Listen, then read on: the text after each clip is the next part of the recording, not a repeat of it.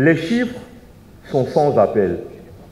À l'échelle mondiale, en 2022, 2 200 000 nouveaux cas de cancer du sein ont été recensés, causant plus de 666 000 décès. En Afrique, la situation est de plus en plus alarmante, avec un taux de mortalité plus élevé, puisqu'en effet, les moyens techniques et médicaux ne sont pas ceux des pays industrialisés. Et c'est pour cette raison que, avec le Comité Santé et Sécurité au Travail de la CEGESI, nous organisons donc cette journée d'information et de sensibilisation. Elle s'adresse à vous, braves hommes et braves femmes de la CEGESI, des groupements et associations membres. Nous avons un seul objectif: briser le silence, encourager le dépistage précoce, favoriser l'accès à l'information et surtout, au final, sauver des vies. Nous tenons à saluer les efforts du Programme national de lutte contre le cancer, qui vient de conclure une collaboration stratégique avec le groupe Merck pour améliorer le diagnostic du cancer en Côte d'Ivoire. C'est un pas important, mais nous devons faire plus, nous devons aller plus loin. C'est vrai que 1% des cancers du sein concernent les hommes, mais 99% concernent les femmes. Concernant l'âge, on a à peu près 80% des cancers du sein qui se développent après 50 ans. Donc avec un âge moyen de diagnostic autour de 61 ans. Il faut donc comprendre que le risque augmente donc avec l'âge. Pour les antécédents personnels et médicaux, concernant les antécédents personnels, on a remarqué effectivement qu'on a une prépondérance chez les personnes qui ont des antécédents de cancer du sein, de cancer des ovaires ou des cancers de l'endomètre. Donc, c'est-à-dire qu'ils ont déjà eu un cancer de sein, ce qui peut multiplier en fait les risques de récidive. Voilà. Concernant les antécédents familiaux, on a, si dans la famille on a eu des cancers de sein ou de l'ovaire, ça augmente également les chances, les malchances de se retrouver avec un cancer du sein. On a également les mutations génétiques, notamment les mutations des gènes BRCA1 et BRCA2.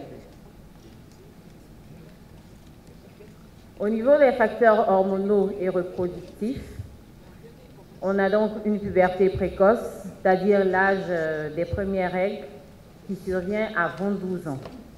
Donc une ménopause tardive, donc après 55 ans, une première grossesse tardive, donc après 30 ans, ou une absence de grossesse à terme, l'utilisation prolongée d'hormones,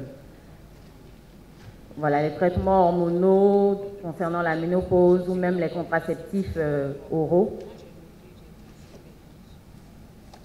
le mode de vie et l'environnement. On a la consommation d'alcool, qui est un facteur comportemental majeur, le tabagisme, aussi bien actif que passif, c'est-à-dire si soi-même on est tabagique ou si on est dans un environnement de fumeurs. On a le surpoids et l'obésité, surtout après la ménopause. La sédentarité ou l'insuffisance d'activité physique, une alimentation déséquilibrée, c'est-à-dire riche en graisse et en sucre, et le stress oxydatif, c'est-à-dire le changement du cycle normal du sommeil et de l'éveil, donc pour ceux qui travaillent généralement en fait la nuit. L'exposition aux radiations ionisantes à un jeune âge, donc certaines patientes ont subi des radiothérapies thoraciques avant 30 ans pour certains autres types de cancers et une densité mammaire élevée. Cependant, il faut retenir que tous ces facteurs augmentent certes la probabilité de développer un cancer du sein, mais la présence d'un ou de plusieurs d'entre eux ne signifie pas du tout que la maladie survient nécessairement. Les mesures de prévention, parce que c'est sur ça qu'on a la possibilité d'agir.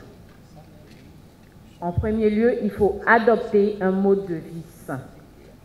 Limiter la consommation d'alcool à vraiment pas plus d'un verre d'alcool par jour. Arrêter le tabac. Pratiquer une activité physique. Donc, éviter la sédentarité. Éviter les surpoids, l'obésité. Il faut modérer ou éviter les traitements hormonaux prolongés, donc tout ce qui est contraceptifs oraux et tout. Éviter l'exposition inutile aux radiations ionisantes. Et surtout, la surveillance et le dépistage précoce. Et sur ça, on va prendre un peu plus de temps parce qu'il concerne chacune de nous, en ce sens qu'il regroupe l'autopalpation régulière des seins, le suivi médical avec un examen clinique régulier, ça peut même être chaque année, une mammographie de dépistage régulière à partir de 40 ans, chaque 2 ans, ou plutôt chez les personnes à risque élevé,